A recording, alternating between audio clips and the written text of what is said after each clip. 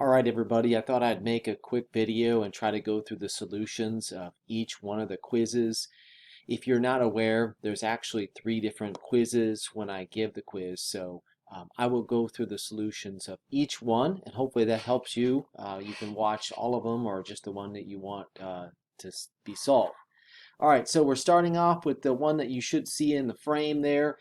If FA is equal to 280 pounds and FB is equal to 200 pounds, what's the resultant force? Another way of saying is what's the magnitude of the force of FA plus FB, the magnitude of the force. Okay, and so what we should do here is you need to take FA and FB and break it up into X, Y, Z components, I, J, K components.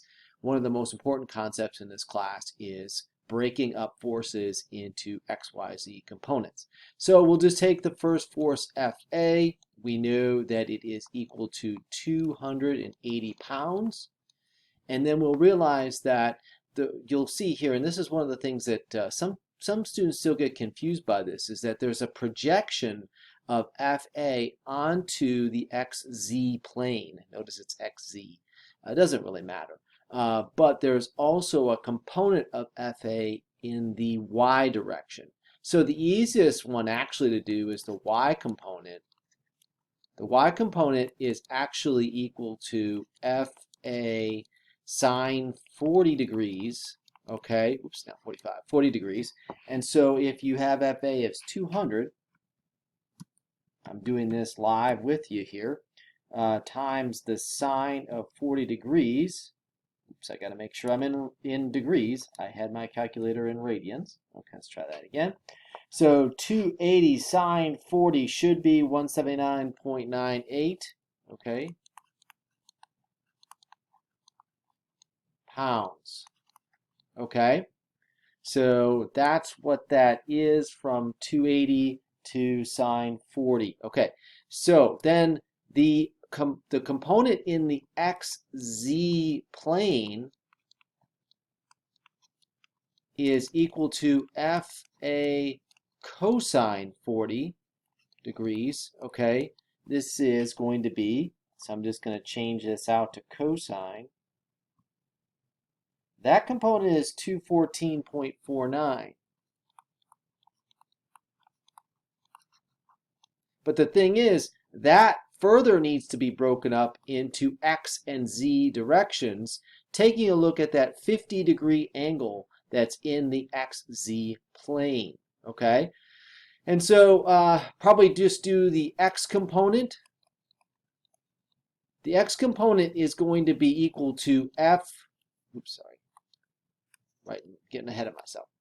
FA cosine 40, the projection, and then what you have to do is do sine 50, okay? So that's equivalent of saying 214.49 times sine of 50 degrees, okay? So I take that same answer, the 214.49 times sine 50, and I get 164.3. I guess to be consistent, 31 pounds, okay? So I got that, and I got that. Now, the last one we have to do is the Z component. The Z component is going to be FA cosine 40 times cosine 50, okay? So that's the same thing as 214.49 cosine 50, okay? And so you're going to take that 214.49 times cosine of 50. It's going to be 137.87. Okay, so if I want to write FA out as a vector, okay, IJK components, it's going to be equal to 164.3I, okay, plus 179.98J plus 137.87K. That's I corresponds to the X direction, J corresponds to the Y direction, and K corresponds to the Z direction. Okay? Now, if you want to double check if you're right, if you take the square root of 164.3 squared plus 179.98 squared plus 137.87 squared. If you do that, you should get 280, the overall magnitude, okay? So I'm going to go ahead and double check that myself since I have all these values on the calculator. 179.98 squared plus, did I do that one already? I can't remember. Now I've got to go back. I think I did that one already. I'm trying to, okay, no, 164, 179, and then 137 squared. Yeah, that looks good. Yep, got it. Works perfectly. Okay, so we know that that is absolutely correct for FA. Now, the other thing, just to make sure when you're doing this, is make sure that you have your signs correct. If you look at FA in the picture there, it looks like it's positive X, Y, and Z though, so it's all positive. So that makes sense. That looks good. Okay, so now we're going to do the same thing for FB. So it's almost the same idea here. FB has a Y component here. The Y component is actually pretty easy to do because it's just going to be FB times the sine of 60 degrees, right? Well, that is 200 times sine 60. So the Y component is actually really easy here. 200 times sine 60 is 173.21 pounds. Okay, roughly that. And then the projection into the XZ plane, okay, the XZ plane projection is equal to, well, that's going to be equal to FB cosine 60, right? Cosine 60. So I can calculate that as well. That's going to be 200 times cosine 60, which should be just 100. Yeah. So that's 100 pounds. That's not the answer because now we have to take that projection, right? That 100 pounds and break it up into XZ components. So if you want to take a look at the X component here, okay, taking a look at that 30-degree angle in the XZ plane, the X component will be the sine, okay? So the X component is going to be equal to FB cosine 60, the projection, okay, times sine 30. But be careful here, watch the sign, look at this, the X component's going in the negative direction. So we got that. So this is going to be basically minus 100 times sine 30. Okay, sine of 30 is 0.5, so this is going to be minus 50 pounds. Okay, so we got that. Let me scroll just a little more. Okay, so now what about the Z component? Well, it does look like it's in the positive Z, so that's good. And so it's going to be equal to FB cosine 60, but this time it's going to be cosine 30. Oops. Cosine, let me go, I'm trying to go fast here, but I probably should not do that. Cosine 30. So that's going to be equal to 100 cosine 30 degrees, okay? And if we do 100 times cosine 30, you get like 86.6, 86.60 pounds. Okay, so the total FB here is equal to, well, what is it in the X? Minus 50I. What is it in the Y direction? Well, we did that first. Plus 173.21J. What's it in the Z? Plus 86.60K. Great. So I need to scroll down just a little bit more. And now I'm going to box this in red. Now this is easy because once I break them up into X, Y, and Z components, I, J, Ks, all you have to do to add them is add your I's to your I's, your J's to your J's, and your K's to your K's. So we've got here the 164.3 up there, box in red on the I direction. And now I'm going to subtract 50 on it. And I'm going to get 114.3I. The J's, you just add those two numbers together, the 173.21 plus the one on top, which is 179.98. So I'm doing that right now. Looks like I'm getting, and I'm keeping all these numbers in my calculator, so I get a pretty good amount, good guess here. 353.19 is what I'm getting for J. And for K, I'm going to add up that 86.60 and the 137.87. And I'm getting 224.48. Now, what it's asking for is the magnitude of that.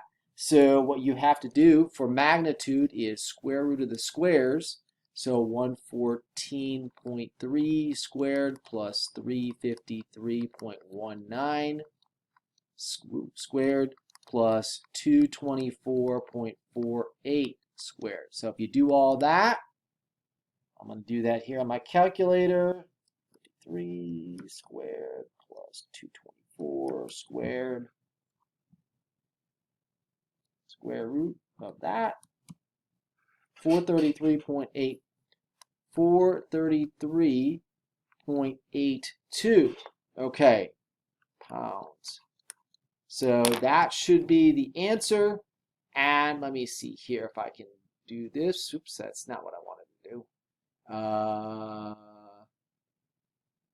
Let's see here. Let's see if I can get out of that. Now I gotta go through here. Cancel that. I was just trying to expand the question here. Anyways, that one of the answers on there is here. No, that doesn't work. Okay, one of the answers is 434. So that's correct. Okay, so that matches one of the answers. Basically, it was 434. So okay, good. So that's how you do the first one. Let's scroll down to the second one. So some of you may have gotten that one. Draw a line there. Let's talk about the second one. So this says a cable AB pulls with a 600 Newton force. Determine the magnitude of force in the X direction. Okay, and so choices are below. Ignore direction, because if you look at this force, it looks like it's actually in the negative X direction, but don't worry about that. It just says, just give me the magnitude, basically. Don't worry about direction. So how do you do this? Well, what we need to do is we need to figure out how you go from A to B in this picture, okay? If you have something like this where a cable or some force that goes between 2 points, you need to ask yourself, well, if I'm traveling from A to B, what am I doing in X, Y, and Z? Okay, so the first thing to really figure out here is where is point A in terms of its X component, okay? And also in terms of its Y and Z, really, okay? And so if we look in terms of the X component, I like to break this up X, Y, Z. If we look in terms of the X component of A looks to me, because, and this is where it gets a little tricky here, 4 is, let's draw a picture here. The 4 meters is how far it's over total, right? And then what we have here is, but then we really have, this is really an arc, right? It looks like this is really an arc of 4 meters. So it's really like that, right? And so what you would have here is 20 degrees, and then we would have here is this, right? And so this X component appears to be 4 cosine 20, right? Okay, 4 cosine 20. So if I do 4 times cosine of 20, I'm going to get basically 3.76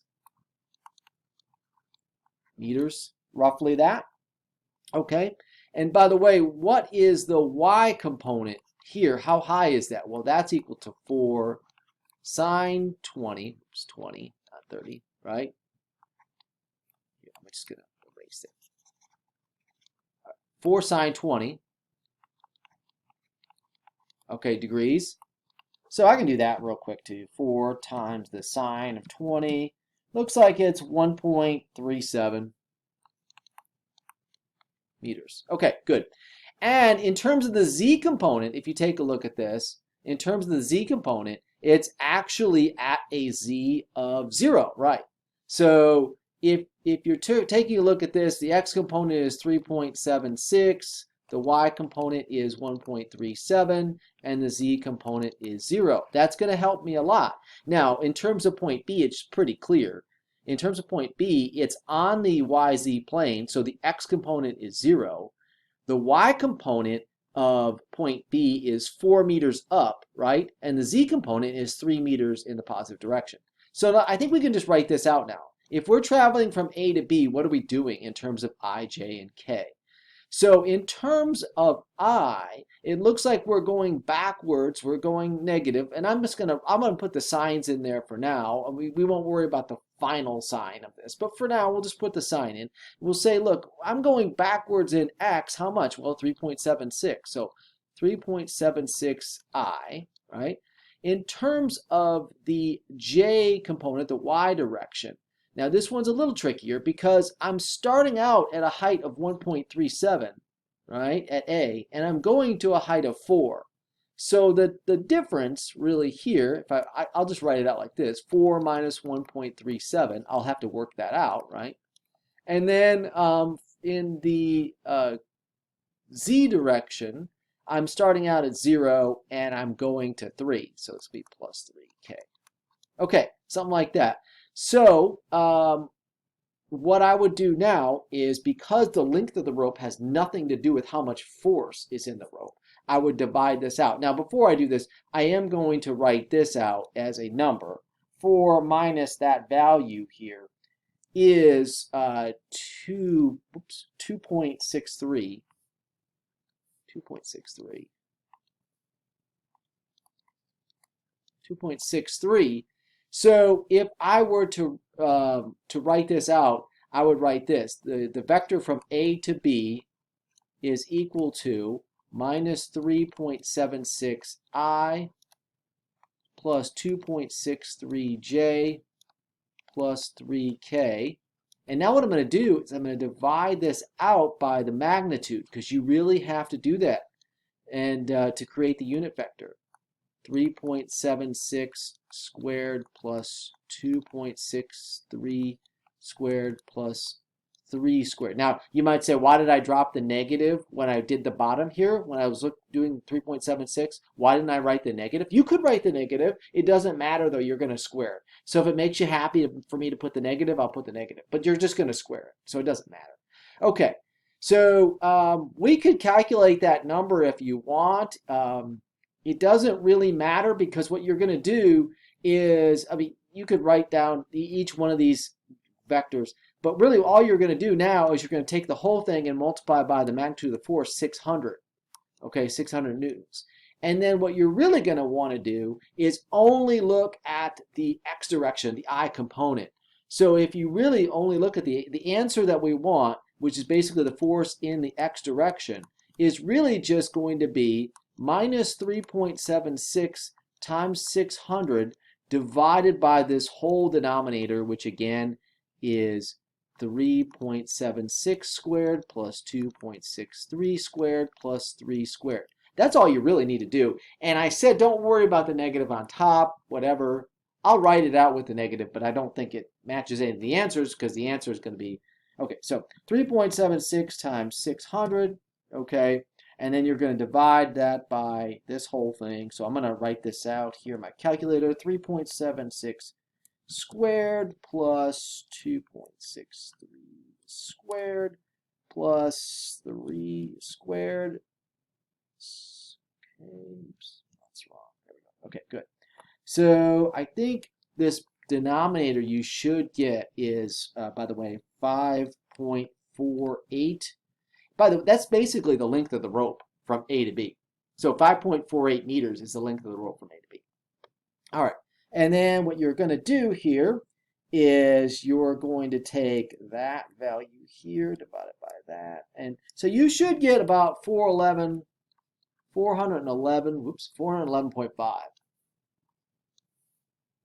So pick an answer that's close. Pounds here. So whatever's closest to that is correct. That's what I got on my calculator when I did it here. Let me do this real quick. Let me pull this here and make sure here that that's one of the answers. Yes, 411 is one of the answers. So that's good. Okay. So we got that. And then here, let's bring it back. Here we go. No, don't do that. It does that. I don't like when Windows wants to do that. It's really annoying. Okay.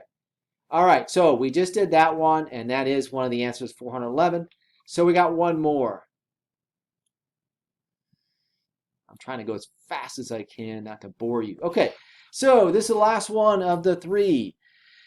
Each force, F1 and F2, are 2 kilonewtons, 2,000 newtons. If the maximum allowable force on the bracket is 3.6 kilonewtons, determine the minimum angle alpha in degrees that's acceptable to keep the magnitude of the total force on the bracket less than 3.6 kilonewtons. So F1 and F2 are each 2,000 newtons, or you can just do 2. It doesn't really matter. I don't know. I'll just keep it at 2. We'll do everything in kilonewtons. But so what are we really saying about the magnitude here? Well, let's break this up into I and J components there, right? So what we have here in terms of the I direction, again, the I direction is pure horizontal, the J is pure vertical. The I direction is pretty simple. It's going to be F1, right, plus F2, and it's going to be cosine alpha, okay? The J direction is also really simple. That's just going to be what's vertical. The only thing vertical is F2 sine alpha. Okay, cool. So what's the magnitude of all this? Well, what you could do here is, right, square root of the squares, and I'm going to plug in 2 for each one of those values. F1 and F2 are all 2, right? So the square root of what? 2 plus 2 cosine alpha squared plus, this is F, oh, sorry, not F, 2. Everything's 2. F is 2. Both of them are 2. So this is going to be 2 sine alpha squared, and that's equal to 3.6, right? So that's it right there. I mean, literally all you'd have to do if you had like a solver on your calculator is just boom, solve. You could if you knew how to do that, but we can make this easier, okay? One of the first things to do is to square both sides. So I'm going to square this, I'm going to square this. Now, obviously, if you square something in a square root, the square root goes away. So I've got 2 plus 2 cosine alpha squared plus 2 sine alpha squared equals 3.6 squared, whatever that is, right? I mean, we can figure it out if you want to, I guess, if it makes you happy. It's 12.96. Sure, let's do it. All right, okay, great. So now let's square these out, right? If you take 2 plus 2 cosine alpha, now I like to, if I really want to square stuff, I like to do the FOIL thing because it makes me happy. And so we're going to do this like this, right? What is that going to be if I multiply that out? Okay, so I'm going to have 4 plus, this is going to be 4 cosine alpha times 2, so this is going to be 8 cosine alpha. And then the last one is going to be 4 plus 4 cosine squared alpha, right? And then you're going to add to it the other one. It's going to be 2 sine alpha times 2 sine alpha. Well, that's pretty easy. That's going to be equal to 4 sine squared alpha, right? Okay, good. So now you should notice something interesting here. If we put this all together, you're going to have 4 sine squared alpha plus 4 cosine squared alpha, right? Plus 4 plus 8 cosine alpha. That's just adding all this stuff, right? Just adding them up. And it's still equal to 12.96. Now, I hope at this point, now if you got stuck because you didn't know how to do your solvers on your calculator, and you didn't see this, then you might get stuck because you don't remember trig rules. But one of the most obvious trig rules that I hope you remember, right, is that if you take sine squared x plus cosine squared x, right? Remember that? It's equal to 1. That's like the most obvious trig rule that you learned, I hope, maybe. Okay, so what that basically says is that if you can basically gather these up, you're going to have, this is really just going to be 4 plus 8 cosine alpha equals 12.96, because this whole thing here, if you work it out, is just 4, okay? And so obviously that is just going to be 8 plus 8 cosine alpha. 8 plus 8 cosine alpha equals 12.96. Now you can subtract the 12.96 minus 8, right? And so you're going to have 8 cosine alpha equals 4.96. And then, of course, you can also divide both sides by 8. And so you're going to see cosine alpha equals 0.62 when you divide both sides by 8. So then all you have to do is do inverse cosine of 0.62, and you're going to get like 51.7 degrees. So the alpha that you need is 51.7 degrees. So there's your answer. That's how you do them all. I hope that helped you.